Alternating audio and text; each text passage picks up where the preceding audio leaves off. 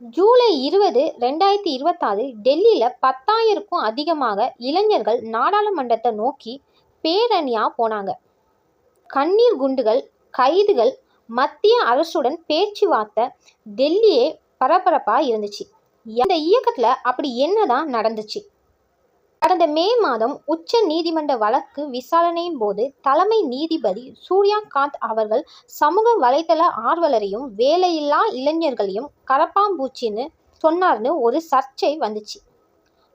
அந்த வார்த்தையை தங்களோட அடையாளமாக மாற்றினாரு அபிஜித் திபிகி. 30 வயதான இவர் காக்ரோச் ஜனதா கட்சியின் ஒரு இயக்கத்தை இணையத்தில் ஆரம்பித்தார். வேலை இல்லாத இளைஞர்களின் குரலாக ஆரம்பித்த இந்த இயக்கம் ஒரே வாரத்தில் இன்ஸ்டாகிராமில் 2 கோடிக்கும் அதிகமாக ஃபாலோவர்ஸை பெற்று இந்தியாவில் இருக்கிற பல கட்சிகளை திரும்பி பார்க்க வச்சுது. இந்த காக்ரோச் ஜனதா பார்ட்டி சும்மா மீம்ஸ் மட்டும் போடாமல் சில கோரிக்கைகளையும் முன் வச்சாங்க. நீட் போன்ற போட்டித் தேர்வுத்தாள் கசிவுக்கு பொறுப்பேற்று மத்திய கல்வித்துறை அமைச்சர் ராஜினாமா செய்யணும். ஓய்வு பெறும் நீதிபதிக்கு பதவி முடிஞ்சதும் எம்பி பதவிகளோ ஆளுநர் பதவிகளோ தரக்கூடாது.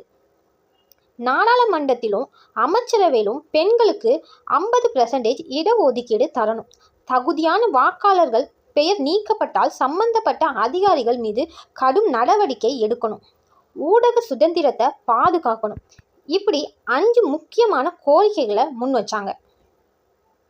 பிரபல சமூக ஆர்வலர் சோனம் வாங்சுக் காக்ரோச் ஜனதா பார்ட்டிக்கு ஆதரவாக 20 நாட்களுக்கு மேலே உண்ணாவிரதம் இருந்தார்.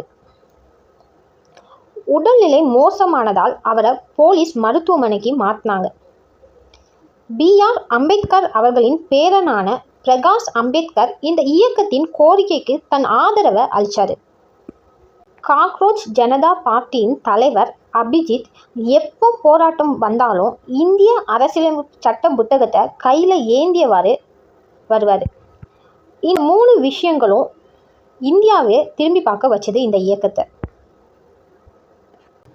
20/7/2026 அன்னைக்கு 10,000க்கும் அதிகமான இளைஞர்கள் கூடி நாடாளுமன்றத்தை நோக்கி பேரணியாக போனாங்க. பேரணியை தடுக்க டெல்லி காவல்துறை தடியடி நடத்தியும் கண்ணீர் புகை குண்டுகள் வீசியும் கூட்டத்தை கலைக்க முயன்றாங்க.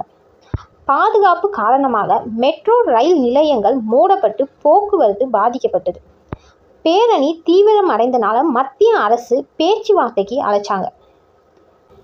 காக்ரோச் ஜனதா பார்ட்டியும் இவங்களோட கோரிக்கைகளை சப்மிட் பண்ணியிருக்காங்க. சமூக வலைத்தளத்தில் சாதாரணமாக மீம்ஸ் பேஜாக ஆரம்பித்து இன்னைக்கு BBC, France 24 போன்ற சர்வதேச ஊடகங்களை கவனத்தை ஈர்த்து மத்திய அரசை யோசிக்க வச்சிருக்கு இந்த காக்ரோச் ஜனதா கட்சி. காக்ரோச் ஜனதா பார்ட்டி இந்த இயக்கம் இந்திய ஜென்சி இளைஞர்களின் வேலையில்லாத திண்டாட்டம் மற்றும் கல்வி தொடர்பான உண்மையான கோபத்தை வெளிப்படுத்தும் ஒரு பெரிய கள போராட்டமாக இன்னைக்கு மாறியிருக்கு.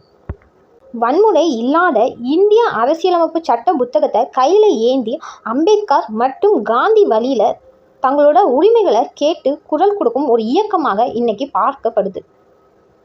இது ஒரு தற்காலிகமான போராட்டமா இல்லை இந்திய அரசியலில் இளைஞர்களோட ஒரு பெரிய மாற்றத்திற்கான தொடக்கமா என்பதை பொறுத்திருந்து தான் பார்க்கணும்.